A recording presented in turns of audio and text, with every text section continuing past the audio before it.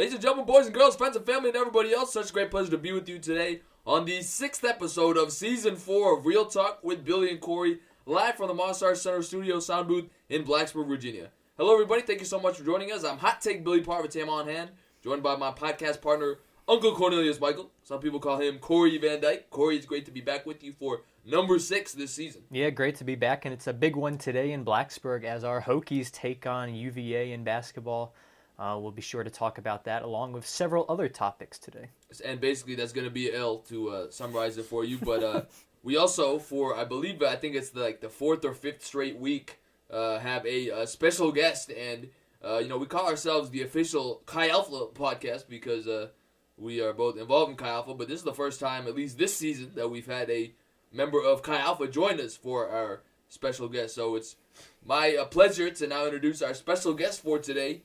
He's very talented, sophomore rather. I thought he was older than he was. Kind of looks like Kyler Murray. Works at war, good at basketball most of the time. It's none other than my friend, and quotation marks on friend. Please welcome Shamar Parker to the podcast. Shamar. Thank you for having me, and I do not look like Kyler Murray. Well, Shamar, tell us a little bit about yourself. And by the way, he does look like Kyler Murray. Yeah, tell us a little bit about yourself, especially your sports journey. I know you're a big fan of several teams, and we'll, of course, get into that over the course of this podcast. But, yeah, tell us about kind of your sports journey, if you play any sports, how you kind of got into loving your favorite sports teams, and, we'll go from there. So I first started playing sports when I was probably around the age of 8, 9, somewhere. I first started playing football. And then I slowly worked my way into playing basketball. And starting off as a kid, I was always, the last option. I was always the one who, just never got picked up. Or when it came to youth league sports, I was the one on the bench. I was the guy who, if I scored 2 points in a season, then I would be satisfied. So it was a little rough for me growing up playing sports. But then, I guess, in high school, I made a pretty big transition. When I got probably around my 10th year, my 10th grade year, my sophomore year in high school, I started, I mainly focused playing basketball, and I was high school starter for varsity for 3 years. Well, no, I didn't start varsity 10th grade year. I started varsity my 11th and 12th grade year. And I was captain my 11th, 12th grade year. I played at Dan River, Westover Christian Academy, and George Washington High School. So I've been kind of all over the place, but I was captain my 11th, 12th grade year, and then I was always part of a winning program. Let's see, I made the states 1 year. I won 2 straight divisional titles, and like I said, I was MVP those my 10th and 11th grade year.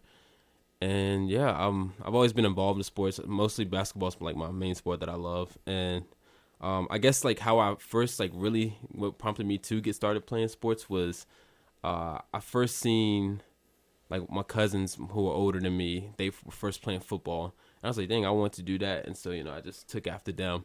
And how I first actually started playing basketball, I seen my first basketball game was when I watched the Lakers, but I can't remember who they played. And I watched Kobe drop so many points, and I was like, dang, this inspired me, wanted me to I wanted to play basketball. So yeah. Respect, of course, to the late, great Kobe Bryant. But tell us about your 2 favorite sports teams. I know you're a big fan of both of them. Oh, let's see. For football, I'm a Pittsburgh Steelers fan. Shout out. And for in the NBA, I'm a Charlotte Hornets fan. But one of those teams definitely a L, and the other team is not that much better. But also, just to clarify, I've heard a rumor that you are the pride of Danville, Virginia. Is that accurate? Yeah.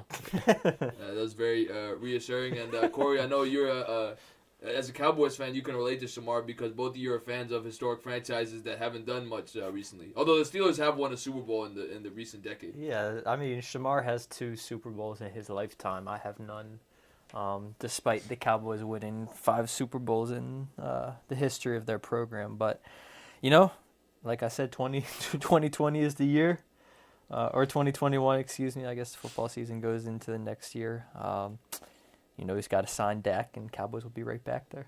And Shamar, we've had, like I said, a bunch of guests on the show recently, and this has kind of been Cory's beef tour because, we've talked about how Cory has some beef with all these people. It seems like So just wanted to kind of get out of the way because I heard a rumor, and you can kind of squash it or maybe confirm it. Do you have beef with Cory? I don't have beef with Cory. I think you're the only person who defines beef right now. He does have beef, but we'll get to that later. But and really quickly before we kind of go into the meat of this podcast, we had to bring it up, but Shamar, again, me and Cory both know Shamar from Chi Alpha Campus Ministries, but tell us a story about your car and how that kind of whole situation unfolded this past year. So, all right. Basically, my car, we was on a fall retreat trip. This is within our Chi Alpha organization. And I was driving, and it was about 2-3 hours away. And my car just starts making a weird noise. I'm like, dang, I was like, what's going on with my car? All of a sudden, it just starts overheating. And I'm just like, okay, I think my car is overheating, guys. I got like 3 guys I'm driving. So we stop. I turn the car off. We're on the side of the highway in the middle of nowhere, and we're just sitting there. I'm like, all right, let's just let my car cool down, and maybe it'll be fine. So we started back up, and it is just still overheating. So we walked to a store, and I didn't walk. My friends walked to a store to get some coolant to put in my car, and so we did that, and that still didn't work. So we were stuck, and then we found that on Google Maps that it was a truck stop place near. We was like, oh, maybe they can help us. So we drove over there as best we could without my car acting up, and we told them about my situation, and they told us that they couldn't fix on my car because they only fix on trucks, and I was like, dang. But you came and said. He said, I'll take a look at it to see what's wrong, and I can tell you, see what's going on with it. So he took a look at it, and he goes, yeah, so your water pump is, like, broken. I'm like, a water pump?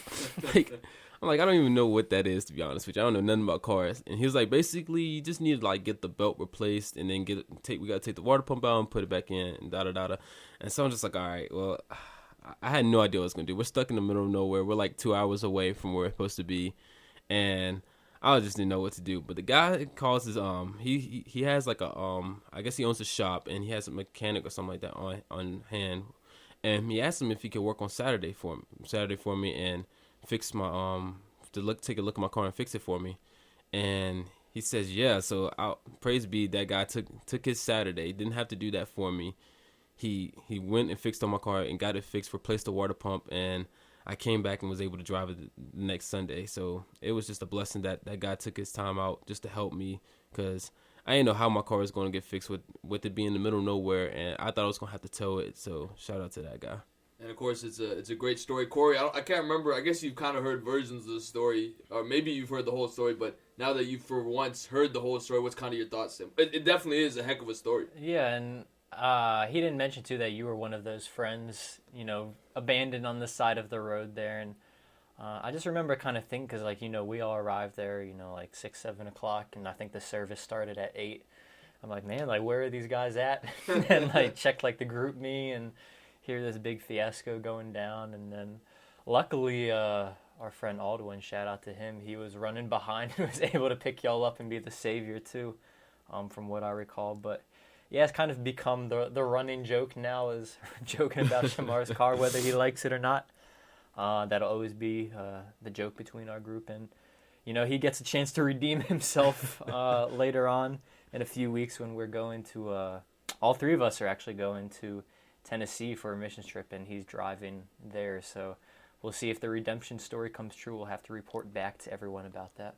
And I remember Kathy saying too, Shamar, that we, quote, needed your car because you have one of the bigger cars, so it definitely must feel nice. It's a good redemption opportunity.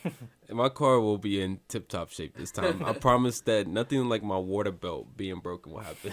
But yeah, thanks to Alwyn being late and coming to pick us up, I was able to leave my car with the mechanic on Saturday so he could fix it. And then after our event, we drove back down on Sunday to pick it back up, and I was able to drive back to campus. So it was just really the Lord's blessing, because none of that should have happened. I should have been staying there waiting for my car to get fixed, but I was still able to go to the event and have someone pick us up, and it's just a blessing. And of course, I know we roast Shamar for it all the time, but it is one heck of a story. I don't even remember that weekend. I just remembered that event. So that is something to take away from that story.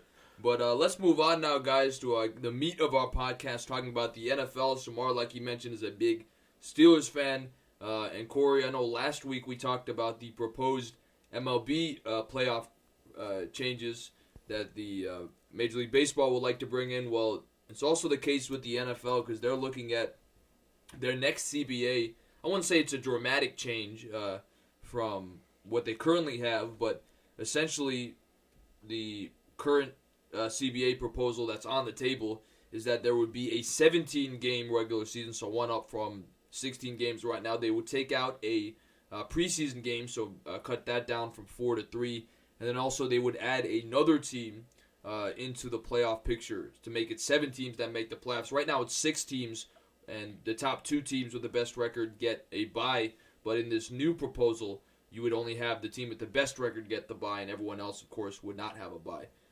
So, Shamar, I'll kind of go to you first on this. What's kind of your take on this? Is this something you're a fan of? Because as a Steelers fan, you would know under this proposal, the Steelers actually would have made the playoffs last year because they were the 7th best team of the AFC. But what's your take on this proposal? Are you a fan of it? Right now, I don't know. I'm not really too big of a fan of it right now. I know a lot of players, surprisingly, are not a fan of it either. I don't know the underlying cause behind that, but I think how the regular season goes is just fine. Just because with it being 17 games, it just leaves another game for injuries to occur. I mean, I know that another preseason game is being docked down, but I just think, you know, if you're gonna make the playoffs, just make it how the rules are now. With it being 7 teams, I think it's just a little bit too much wear and tear still. Cory, what are your thoughts on sort of this new proposal? Like I said with the baseball new proposal last week, I'm a fan anytime they put more games, more kind of intrigue into the sport, and I think that's what they're doing with this. Of course, one more regular season game, and then an additional playoff team making it. And you know, I kind of think as a NFL fan, I think Wild Card Weekend is arguably the best weekend in the NFL. You could argue the weekend after that too, with the more further along in the playoffs. But Wild Card Weekend, making that now 3 games during Wild Card Weekend, that'd be quite a scene out there. And even Shamar's Steelers would have been in it this past year. They would have been the number 7 seed, of course. Not sure what they would have done with their quarterback out there and what they've been throwing out there. But I mean, I think, you know, to have 6 games in a Wild Card Weekend, all, you know, win or go home type playoff games, that's something that, you know, adds more intrigue to the sport. It's something that, as fans, it's more entertainment value for us. So I'd be a fan of the proposal that's out there right now. And, you know, like you said, it's the players are kind of, I think, weary of it because, like Shamar mentioned, the more wear and tear on their body, the additional game and stuff like that. I know J.J. Watt has kind of been outspoken about it so far. But I think ultimately when it comes down to it, what really is the difference between 16 games and 17 games? It doesn't, you know, seem like it's a whole lot. And when you think about it too, the teams that, you know, win the Super Bowl are ultimately playing 18 or 19 games as well. Yeah, I would say I'm a fan of the current proposal because I think also in terms of the bye, it really means that you have to have the best record if you want the bye. I think right now, especially if you're good enough to be the second best team in the league, you're probably good enough to go on the road and beat the number 1 team at home, most likely. So I think the fact that they cut it down from 2 teams get the bye to 1 team gets the bye, I think makes it more attractive and more valuable to get that bye because you know only the team with the best record in each conference is going to get it. And I agree with you, taking out 1 less preseason game and adding on 1 regular season game, I don't think is going to make that much of a difference. But Shamar, I guess I'll ask you, do you kind of worry that, you know, let's just say we add 1 game here, 17 games. Who's not to say in X amount of years someone will be like, okay, let's add another game. I mean, do you think we're kind of going into a territory of, well, let's just add 1 and then that's going to set up for later on, but there's going to be a demand for more games? I think that's a very good question. I don't think we will, but you know, I was listening I was watching something with somebody was saying, they were saying like how that the rule change was just so that it looked like they was doing something, which I don't necessarily wouldn't know anything about, but I don't think it will be something that will happen each year, add another game or anything. I think it's just, like Cory said, I think it's like a lot of pros and cons. There's probably a lot of more pros than cons, but it's like pros and cons to it. And so I think, like Cory said, they're just trying to do the best thing for the fans, especially now that XFL, they've seen the XFL come out and they have all these rule changes. And, some people are like excited with the XFL, and the NFL generally wants to make it better for the fans.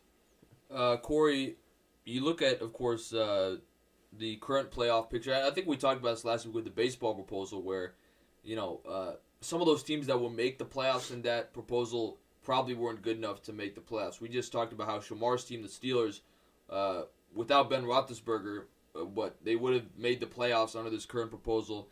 And you see some other teams in here, like the Bears maybe, or even your Cowboys probably could have made it under this proposal. Do you think any of those teams that we just mentioned could have won the Super Bowl, or do you think we would have just been adding another mediocre team into the mix? I don't think they could have won a Super Bowl. I think they certainly could have won a game or maybe even 2 games. I mean, you look even at a team like the Titans, who were the 6th seed coming into the playoffs. Not a lot of people gave them any credit, and then they end up going and beating the Patriots, and then, of course, knocking out Lamar Jackson and the Ravens. So that's a team that, people kind of looked at as a mediocre team that got in as the last team, and, they knocked out 2 of the 3 best teams in the AFC. So I don't think, like you said, the teams that you kind of mentioned, on the NFC, it would have been the Rams that would have gotten in. Of course, they were in the Super Bowl last year, so not necessarily a mediocre team, a team that things might not have gone their way this year, but still have a team that I think could have certainly won a game or 2 in the playoffs. Of course, they played in what I think we all kind of agree is the toughest division in the NFC West, and kind of lost some close games in that one. Went from a team that was 9-7, could have been 11-5 in that area. So I mean, last year it certainly would have added in a team like that I think could have made some damage if things went right for them. So I mean, I don't think it's to say that, what is it? I think the most recent 6th seed that I can think of that won the Super Bowl was the Giants. Am I correct? I think the Giants won the division. I think actually it might have been the Green Bay Packers who Shamar knows beat the Steelers. So it has been a while. So the likelihood, even if you add a team, probably would not be as high that they would win the Super Bowl. Yeah. So I mean, I don't think any team, even as a 6th seed, is expected to win at all. But I think it does add, another team in there to kind of have their moment, kind of give their fans that moment. Because I know, like, even as a Cowboys fan, I look back at the recent, even just playoff wins that we've had, and those are some of the best memories. Beating the Seahawks 2 years ago, beating the Lions 4 years ago, different games like that where, it's kind of slim pickings of, major moments that you can think of when you have a team even winning a couple playoff games. That can be, major moments that a fan base has. So, I don't know. I like the extra teams. Shamar, be honest with us. If the Steelers had made the playoffs instead of the Titans, who, of course, were the 6th seed, ended up beating both the Patriots and the Ravens, do you think the Steelers could have pulled off the same thing? No. Simply just no. Our offense, like I said, with the Titans, they were all around good with their offense and their defense, especially their defense. Their defense was like the backbone of their team, and their run game was just incredible. But with the Chiefs would just overpower them. But with us, our defense was incredible. I mean, just such a big step. I mean, you look back last year, we had Ben Roethlisberger throwing with 5,000 yards. I mean, breaking records. But our defense was just struggling, and that was one of the main reasons we didn't make the playoffs. We went 8-8 that year. And this year, just completely turned around. We had one of the best defenses. I mean, one of the most lockdown pass defenses we've seen, especially with the addition of Mika Fitzpatrick. But our offense just couldn't click. And, I mean, of course, that comes with injuries and a lot of people having to step up. Like, we went down to, like, our 5th string running back. We had to sign people off the practice squad. So it was just too many injuries, and I just think the Titans were just in a better step than us.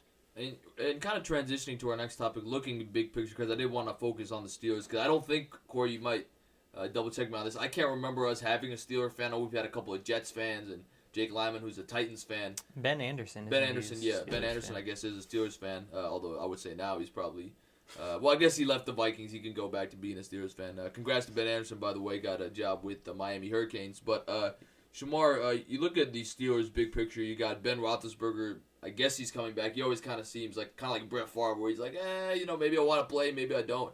But he's 37. You look at the two other quarterbacks in his draft. Eli Manning retired. Phillip Rivers, at the moment, is not signed with the team. So what's your take on the Steelers' outlook next season, especially when you got the Ravens, who are just coming off having the best season, regular season in the NFL. You've got the Bengals, who are likely going to get Joe Burrow from LSU, and the Browns, who, I don't know if they'll be good, but they'll certainly be interesting with the talent and the amount of talk that they always have. The ever-entertaining Cleveland Browns. Yeah, so, Shamar, what's kind of your take on the Steelers? I know it's a really far out, but how do you think they look going into next season? Right now, our biggest thing for this offseason is to look for the future. I mean, you look at our division. I mean, the Cincinnati Bengals have the number one pick. They're looking to get Joe Burrow. The Cleveland Browns have the number one pick. They have Baker Mayfield plus the talent they have. And you look at the Baltimore Ravens. They have Lamar Jackson, all top first-round quarterbacks who are young. And you look at us, and we have Ben Roethlisberger, who's 37 years old. And it's just, at this point, injury-prone. I mean, he's still a great quarterback when he's healthy. But when he's injured, there's nothing he can do about that. And so, looking at the future, this draft has to be. I mean, I know we don't have a first-round pick, which we traded Mika Fitzpatrick. We traded for to get Mika Fitzpatrick, which was great. But looking towards this draft, we have to draft a quarterback, and I'm hoping it's in the third round, and it's my boy Jalen Hurts, because I mean this quarterback class is loaded. I mean, you look at guys like you got Joe Burrow, you got Tua, you got Jacob Eason, you got Justin Herbert, you got Jordan Love, you got top 5 quarterbacks who can all potentially go first round, and then once they get their quarterback, that's going to be the end of that. And so that's going to be Jalen Hurts left, and I'm hoping that maybe not our second round pick. I'd say we go and get a defensive end if we're not able to sign Bud Dupree, or we go get a tight end who can block. But hopefully after that, third round with our compensation pick, we take Jalen Hurts, and he learns under Big Ben. Even if we could sneak in with our little cap space and sign Phillip Rivers, because I don't know if anybody's going to pick up Phillip Rivers at this point. And even if we can just get him just in case, and Jalen Hurts can learn under Phillip Rivers and Big Ben, that'd be great for us. I think it might be a little bit of a stretch to get both Phillip Rivers. That is a stretch. Jalen Hurts, but Corey, what do you think about Jalen Hurts potentially going to the Steelers? I mean, Shamar's been all over it. He sends us, any kind of mock draft, any kind of article he can find about that. So I'm going to be looking forward to that in April. If that actually happens, we're never going to hear the end of it. But, I mean, I guess Shamar is quickly moving on from Duck Hodges or Mason Rudolph being the answer. Is that correct? Yeah, I'm sorry. Our president says Mason Rudolph is the future, but I just have to disagree with that. I don't mean, like, Mason Rudolph is, he just needs time to develop. I mean, this is only his third or fourth year, but he just needs more time to develop. He's just not ready for being a starter. He's a backup quarterback. That's simply what it is. And Duck Hodges, he just got thrown into the limelight. I mean, he did decent for what he could do, but I mean, teams started figuring him out. And so it's just time to get somebody we actually need. Shamar, I wanted to ask you, let's just assume, let's say the Steelers draft a quarterback. Maybe it's Jalen Hurts, maybe it's another backup, and they start the season as a backup. Ben Roethlisberger comes back as a starter. This team relatively stays intact, the same team as it was this year. Do you think that they could challenge for the AFC division? Would you pick that team as presently constructed to win the AFC North, considering, of course, the Ravens are still there and some of these other teams coming up? Yeah, it just depends. Because the Browns, if you look at the Browns on paper, their talent is incredible. And, people thought at one point the Browns were going to the Super Bowl. So if they have the coaching there, and the Ravens will play as good as they played last year, it's going to be really hard. Even the Bengals, I know the Bengals did horrible this year, but, I mean, you look at, a couple years before that, they were, at the top of our charts. And if they get a couple pieces, a good offseason, and Joe Burrow or whatever, they could be challenging. So it's definitely we have one of the, I wouldn't say the hardest, but we have one of the harder divisions just because there's a lot of pieces surrounding and on the other teams in our division. So it sounds like you're saying, at least based on how the team is currently constructed, you would not pick the Steelers to win the division. If our defense plays as good as we do last year, and our offense, we get, I say we move Juju back to the second. I think Juju back at the second option was perfect, and we moved Deontay Johnson as first. I mean, you look at Deontay Johnson; he was our third option, and this man led us in reception yards and reception touchdowns. It just shows that's incredible for a rookie to do in just his first year as a third option. We move pieces around. We get James Conner back. I could say that if we play as good as we did last year in defense, and Big Ben is healthy, then we can win our division. Okay, that's an interesting take, Corey. What are your thoughts on that? I'm going to say no, just because Lamar Jackson is still in that division. That offense isn't changing. If it's changing, it's changing for the better.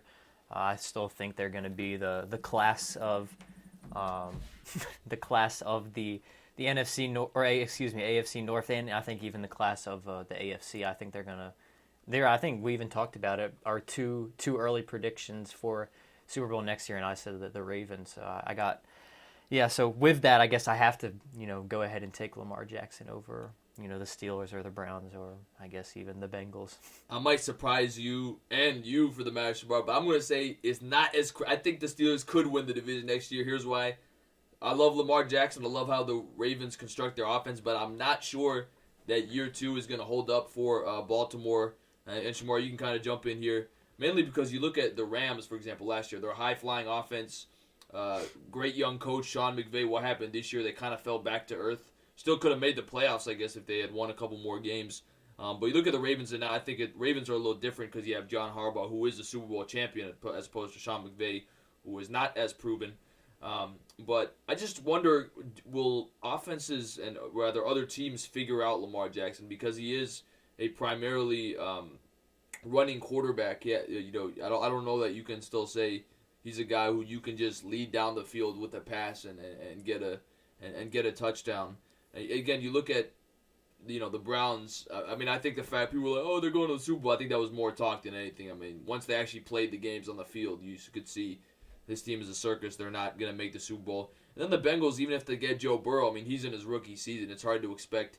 Even you look at kind of like your lookalike Kyler Murray. I think the Cardinals went 8-8 this season, and 6-10. 6-10, which is okay, a little bit off, but no, I mean pretty respectable for a rookie. I mean it's hard to make the playoffs as a rookie quarterback in this league. So what's kind of your take? I don't think it's as crazy as you say it, or as Corey might think it is, or maybe other people might think it is. But what's your take on that? Do you think Lamar Jackson could come back down to earth this upcoming season? Well, I just remember early on in the season, we played the Ravens, and we actually had them beat at one point, but Charlotte Humphreys of the Ravens, I believe. Yeah, Marlon He punched a crazy punch out, made Juju fumble. We had them beat, so we actually had, in my opinion, I think we had Lamar Jackson contained. I don't think we have him figured out yet, but you look back at the Titans, I mean, they had him.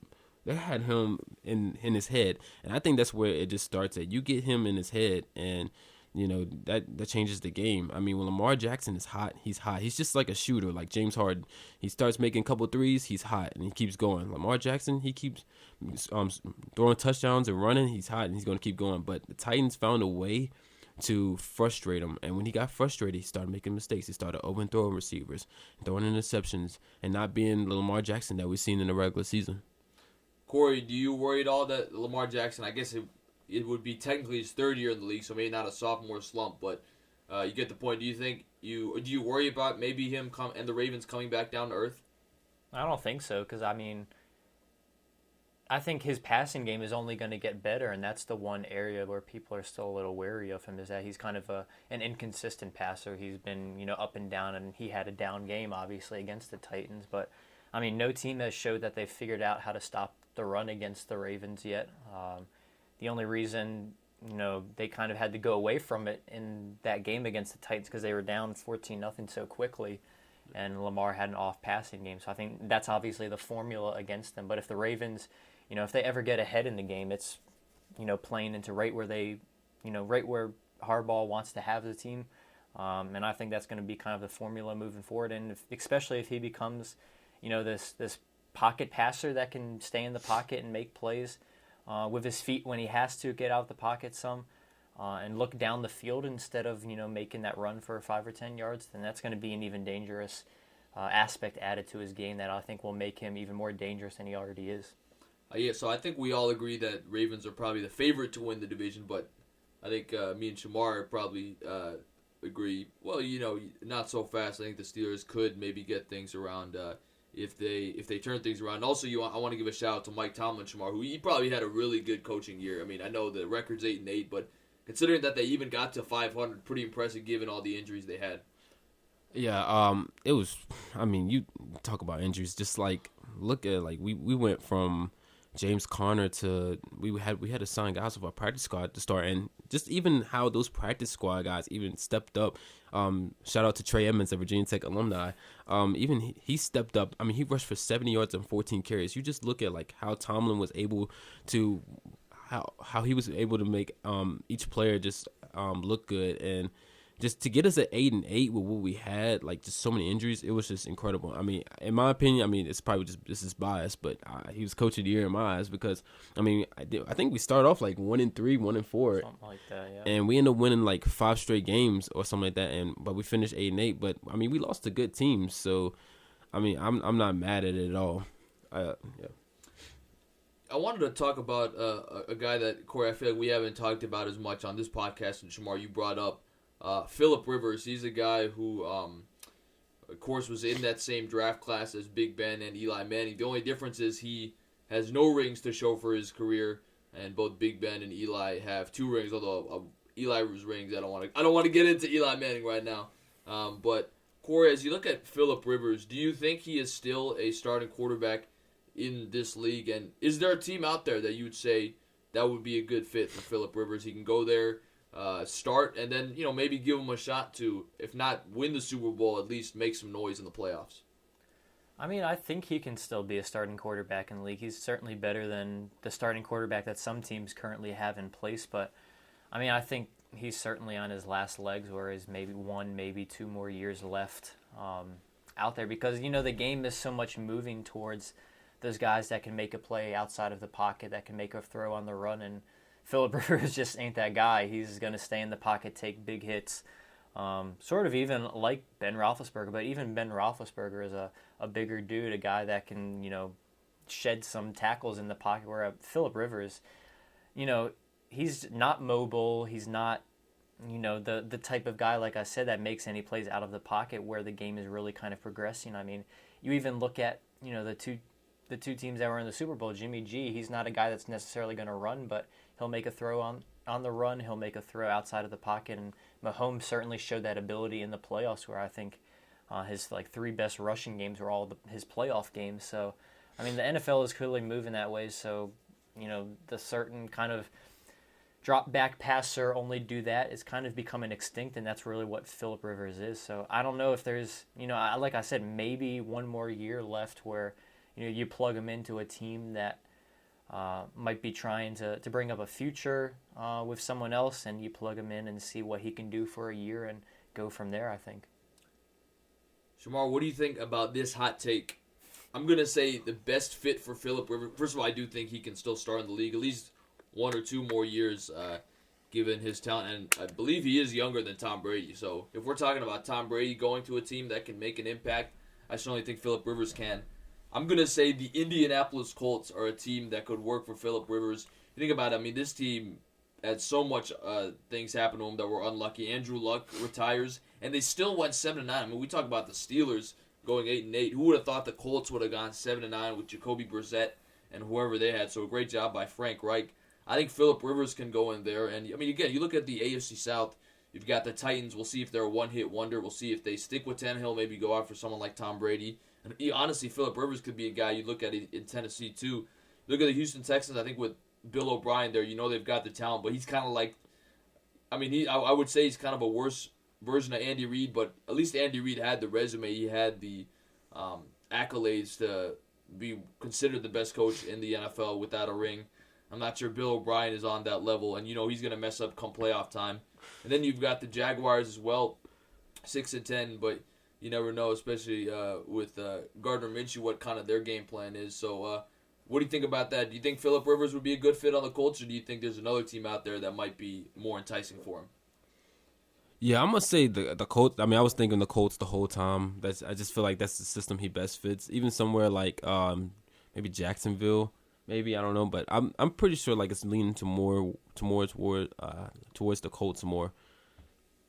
And I believe also that one of his coaches that was in L.A., San Diego, whatever you want to call it, is with the Colts now. I think one of his play callers. So be interesting to see. And I know Corey and I have both talked about Tom Brady on this podcast in the past. Do you think there's a good destination for Tom Brady? I think I've said that the best place for him to win is with the Patriots, but if not with the Patriots, the Titans. Because I think Brady at 40 is better than Ryan Tannehill, who outside of last year has been pretty inconsistent in his career. What are your thoughts on that whole situation? Is there a team out there that you like? The best team for Tom Brady is the Patriots. There's just no question to that. I mean, I would like to see, even though I'm not the best Tom Brady fan, nor am I even a fan. It makes sense for him just to retire as a Patriot. I don't know what keeps him going. I mean, the age he's at, I mean, it's just incredible. I don't think, he thinks he's going to get another Super Bowl, but hope my Steelers will get a Super Bowl for the Patriots get another one. But it just makes sense that he goes back to the Patriots. And we do want to also, because this is, all our guests say that when you come on this podcast, you are in the hot seat. They always say the seat gets warmer. Corey, remind me of your way too early Super Bowl prediction again. I said Cowboys-Ravens. Okay, and I said, Shamar, I said Saints versus whatever team Tom Brady is on, because I would love to see the two 40-plus-year-old quarterbacks go at it in the Super Bowl. What is your way too early Super Bowl prediction? All right, for the NFC, I'm going to go. This is a very tough one. I could see the Packers low key going this year in the NFC.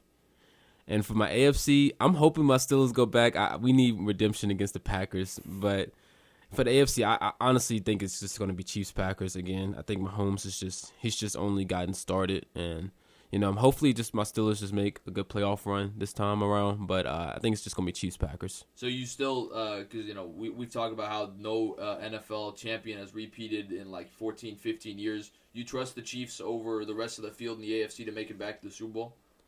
If they're healthy, I could definitely see that.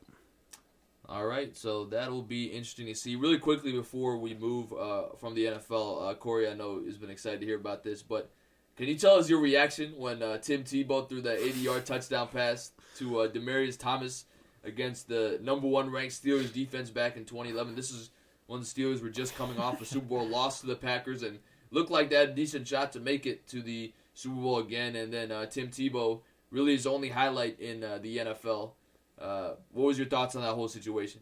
Literally, I was at the gym playing basketball, and I was like keeping up with on my phone. So I go and I take a couple shots, like, oh, it's going to overtime. And I was like, oh, it's going to be a couple. I see the Broncos get the ball, so I'm like, oh, I can get a couple shots up and whatnot. I go back and look at my phone, and I see Tim Tebow has threw an 80-yard touchdown. I'm just like, all right, this got to be fake or something. And I look back at the highlights. This man throws an 80-yard touchdown to Demaryius Thomas, stiffs arms Ryan Clark, and they just win the game. And I'm just like, it had to be Tim Tebow against us. That's literally the Steelers' luck. Like, you just look at our playoff run. I mean, we lose to quarterbacks like Tim Tebow, Blake Bortles. It's just I just don't understand it sometimes in the playoffs. Corey, is there anything that similar to that loss for Shamar that stands out to you as a Cowboys fan or even just any sports fan? I feel like for you it would be Tony Romo's botched snap against the Seahawks, but is there anything that stands out to you like that? Yeah, I mean, that one, that was like a late game because it was in Seattle, so I didn't stay up for that because I was, maybe 7 or 8 years old then. The most recent memory that is very painful was Aaron Rodgers beating us. Of course, he spins out of that and throws a dart to, I think it was Jared Cook, down the sideline for 30-yard gain, and then Mason Crosby hits a 50-plus yarder that is going out and then curves back in at the last second. And that was a year that was Dak and Zeke's rookie year. We were 13-3, the number 1 seed, looking like it was going to be, the start of something good, and that was the first playoff game because of course they had the bye. And then for Aaron Rodgers to rip out our hearts, so it was that. And then 2 years prior to that, also against the Packers, was the infamous Dez Bryant catch/not catch. I still will stand on my grave and say that was a catch. It was a football move reaching for the goal line. I still don't know how they overturned that. I know Shamar is upset with the rules too after that. Vance McDonald, right? Yeah. Reaching against the across the goal line against the Patriots. So That was a catch. the catch rule has burned both of us, and of course, And the Packers have burned both of y'all. Yeah, the Packers burned both of me, so it looks like we have a common nemesis. Yep. But yeah, I mean that's the one that burns more even so because that was to go to the NFC Championship, the winner of that game. It was really Tony Romo's last run. You kind of think with Dak, that's his rookie year. You're looking at that saying, we're going to have a good team for a few more years if this core group stays together. But that was kind of the team with Romo. DeMarco Murray ran for, I think, close to 2,000 yards that year, something like that. So, fourth down play that would have gotten them the ball, inside the 2-yard line with less than, I think, 2 minutes left and down by 5. That gives them the score. Who's not to say Aaron Rodgers would have gone down and broken our hearts again that way. But I think that was the team that I felt most connected towards this because, like, Romo was, the quarterback that, I grew up with as a Cowboys fan. And, Dez Bryant was the guy that I had the jersey of and all the heartbreak that came with that. That was definitely the most heartbreaking moment for me as a Cowboys fan. I will say that is a little different. I mean, Aaron Rodgers is one of the greatest quarterbacks of all time, and Tim Tebow. I mean, there's a noticeable difference. But also, Shamar, speaking of a guy that was a pretty good receiver for, Cory mentioned Dez Bryant, pretty good receiver for his team, no longer on the team. What are your thoughts on Antonio Brown and that whole situation? I mean, talk about breaking your heart. I mean, he was the best receiver in the NFL, and now he's no longer on the team. What's your thoughts on that whole situation? It's just like we get receivers, and I don't know what kind of what stuff we're feeding them or get put in their drinks. But we lost Antonio Brown, we lost Martavis Bryant to smoking weed. I just don't understand what is going on with our receiving core. I'm hoping it doesn't happen. I mean, I hope it's not going to happen to Juju or our future receivers. But I mean, the way it's been turning down, it's just I don't understand it. I will say, as a Redskins fan, my team is the worst of the three teams. I haven't had any moments, really. I will say that one that sticks out is 2012 when the Redskins were playing the Seahawks. We're up 14-0. RG3 gets hurt, and then that's the end of his career. The end of his career, yeah. And then the saying goes, the rest is history. So that would probably be the one for me. I want to transition now to a topic I feel like we haven't really touched on as much on this podcast, but that is the XFL. Certainly something that at least initially generated a lot of excitement. I mean, you've got open access to the players. I mean, I think it's like after every really meaningful event in the game, they are interviewing with the sideline reporters. Even after a kicker missed a field goal, I remember they're interviewing with the reporters. You've got a couple of different rules. You've got no extra points. You can either go for 1, 2, or 3 points. Virginia Tech's made from some headlines. Cam Phillips is really torching the league right now. You've got a couple of other big names like Cardale Jones and Bob Stoops, the former Oklahoma coach who's coaching with Dallas. But, Shamar, you kind of look at the XFL. What's been your take on the league so far? And do you think that this can be something that's sustained, especially with there's no football with the NFL offseason? Or do you think that this is going to kind of die down eventually? It's hard to tell, but I mean, I like it because it just keeps football going. I think it's great to have it right after the NFL. I think it's been great so far. Honestly, I enjoy watching it. It's not like the NFL, but I mean, it's been pretty good to watch so far. Cory, what are your thoughts on the XFL so far? And do you think that there are any rules in the XFL that you would like to see adopted to the NFL game? Yeah, I think the two rules that stand out the most. I don't know if one of them is necessarily a rule, but just the kind of open communication that we're able to see between the referee and the booth, kind of them talking through a play and stuff like that. I think that's a cool aspect that, we're able to see where the guy in the booth is signaling down to the referee what he sees, and we kind of can see the call kind of played out before our eyes. Like I said, I don't think that's necessarily a rule, but more so an open kind of access thing that I think would be really cool to see in the NFL. I guess the one rule that I really enjoy is the kickoff rule, where I think I want to say they all stand at like the 30-yard line. They're just kind of like face to face, and then they're not allowed to move until the guy catches it, almost like it's a sack fly in baseball pretty much. And that really just adds a lot of excitement to the game because we're seeing more kickoffs. More than half the time in the NFL now, the kickoffs are touchbacks sailing out through the back of the end zone, and that's one of the most exciting plays in football, and it's kind of becoming extinct in the NFL. So I think what the XFL did with that. Even me and Bassam, roommate, were watching the game the other day on Sunday, I believe, and the Battle Hawks ran a reverse on the kickoff and scored a touchdown. So I think it brings an added element to the game that adds excitement that I think the NFL could benefit from. Because I think, too, they're trying – the whole thing about the kickoffs in the NFL is they're trying to make it a safety concern, saying guys running full speed down the field like that.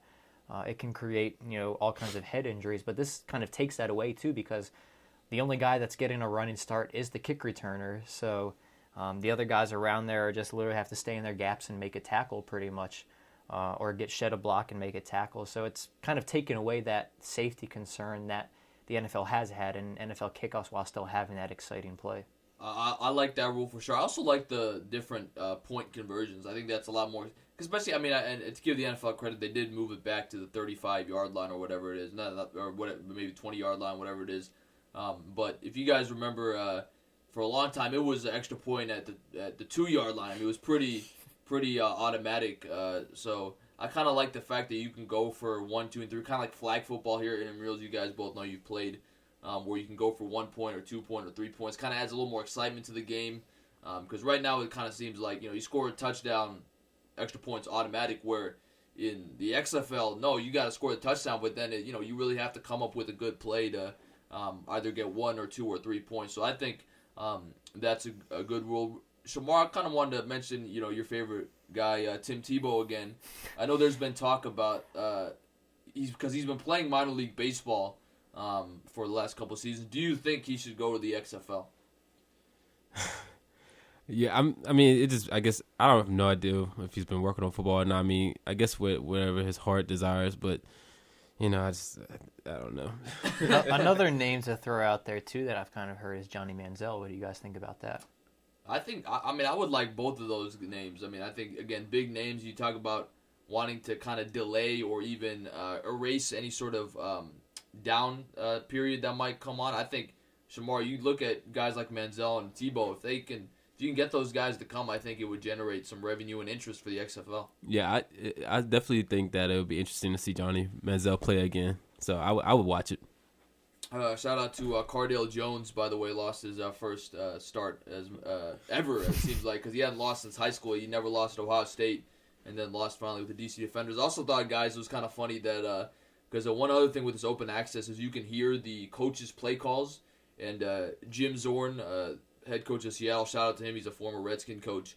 But he was kind of surprised that he was shocked that his plays were kind of so clearly heard on television, because he's like, now I have to change all my play calls. Do you see a big issue with that, or you think it's good that we are kind of seeing the behind the scenes of the XFL? I don't know. I guess it just depends, but as a coach, I could definitely see why I would be against that. But for the fans, I like it just because we get to see how it actually happens and goes down. So as a coach, it's probably not the best thing, but as a fan, I love it. So, Cory, do you think it's something to be worried about, or you don't think it's that big of a deal at all? I don't think so, because you think about anyway, all the advanced scouting that's going on out there now. All these advanced scouts out there are, charting all the different plays and stuff like that too. So now you just have a name to go along with it instead of, the certain formation where they're lined up like this. And, you can go back on any film and draw up all the plays that a team ran. So there's a little just adding a name to it now, I guess, through the access that they have. Definitely a good discussion on the XFL, and we'll see what happens over the course of the season. I think it's been, 3 weeks into the season? 3 weeks now, yeah. So we'll be interesting to see how it keeps unfolding. As we transition to kind of the close of the podcast, really quickly, Cory, you're going to the game tonight against UVA for the Hokies, men's basketball, of course. Never say never, but it really take a miracle for the Hokies to make it to the NCAA tournament this year, of course, having made it the last 3 years. But certainly if you win tonight, it really does feel like you've won the championship, given that UVA is the defending champion. It's at home. It's going to be a raucous atmosphere here in Blacksburg. So what are your key takeaways of the game? How do the Hokies pull off a miracle in this one? Yeah, I think anytime UVA comes to Blacksburg, crazy things kind of happen in this game. I think it was, 2 or 3 years ago, London Parantis drives in overtime, his ball gets stuck literally on between the backboard and the rim there.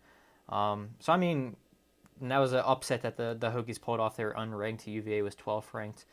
Both teams come in this year unranked, and to pull off the upset, the Hokies, it really comes down to they have to hit some of their threes in that game against UVA in Charlottesville this year. They only hit 4 threes in that game, which was, I think they shot like less than 20% from 3, and that's not a winning formula by any means when you're only scoring 39 points the entire game. So I think it comes down to them hitting threes.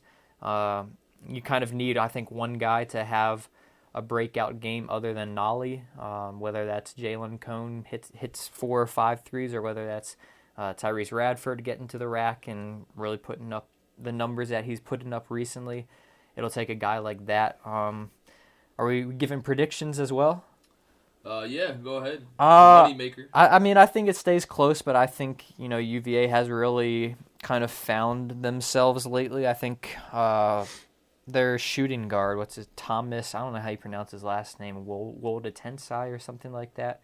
He's really given UVA the threat that they haven't had. I think me and you, Billy, were watching the game against Louisville where he made like 4 or 5 straight threes against the Cardinals to get the Who's back in that game.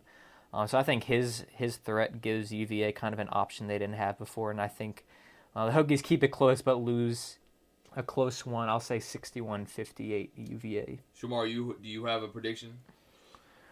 I'm going to say, we're in Blacksburg. I'm saying my Hokies are winning in OT. Whoa, okay, that's a hot take. I'm going to say UVA wins in a blowout. They're desperate to make the NCAA tournament. They need all the wins they can get.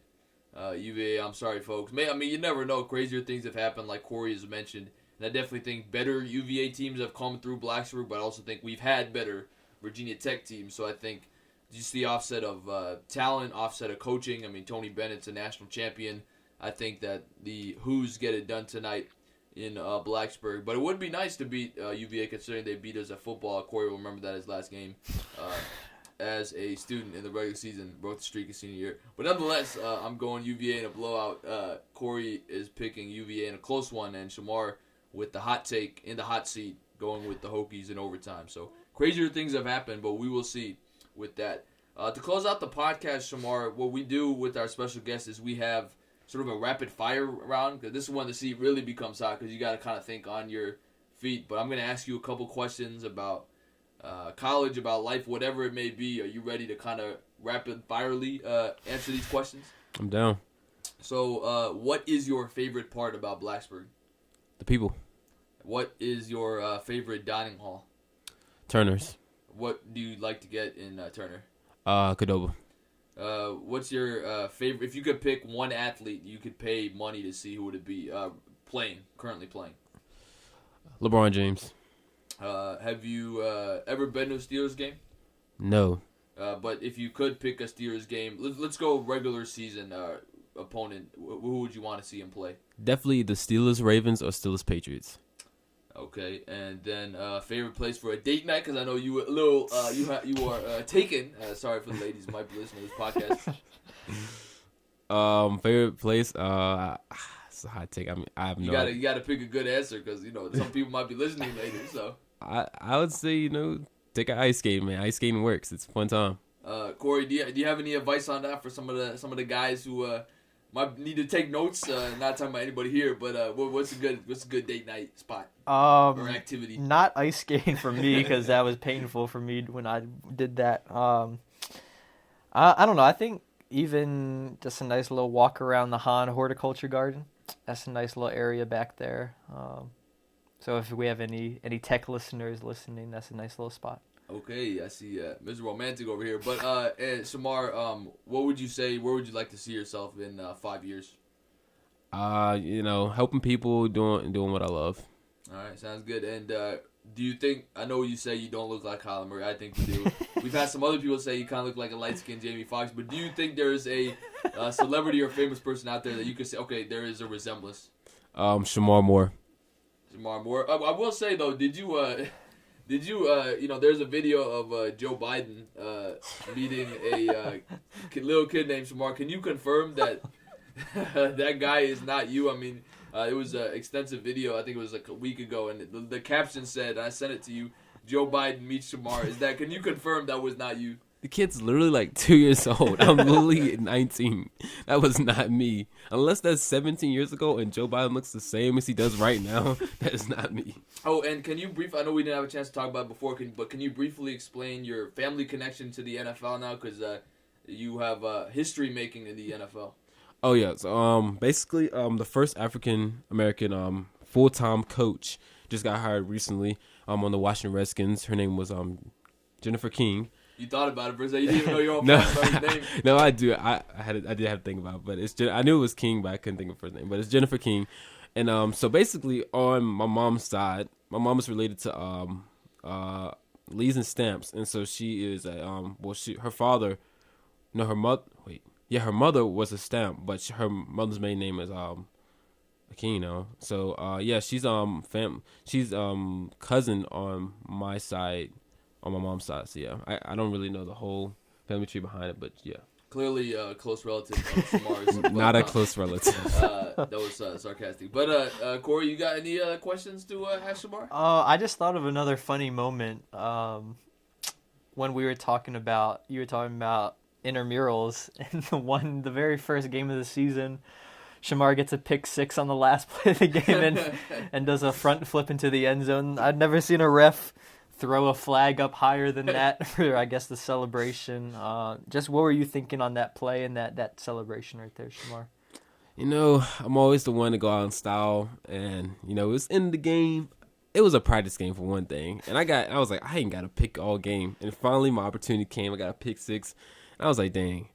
Immediately when I did a flip, I thought of Antonio Brown when he did a front flip when he scored a touchdown. I was like, I'm doing this, but yeah, I didn't land on my feet. I kind of landed on my back, and it kind of hurt. So that won't be done. That was a one-time thing. I will say, I mean, the ref was so smooth, and he threw that flag immediately after you backflipped or front flipped or whatever into the end zone. That was funny. I mean, that game was pretty funny because you also shout out to Lauren Cottaroli. You kind of ran into her. She set a pick or something, and you fell down. And then also, I don't know if it was that game. It might have been the week after. You looked like you had a sure interception, but then all of a sudden Andrew Austin came out of nowhere and robbed that interception from you. And that was a fun moment. So, you know, you definitely had some moments. Even in basketball, you basically crossed yourself up a couple weeks ago. But you seem to have a lot of fun out there on the intramural teams. And I think this is your first year, right, playing with the CAFA intramurals team. So you definitely the young guy on the team, so to speak. But you definitely gained the experience for future years.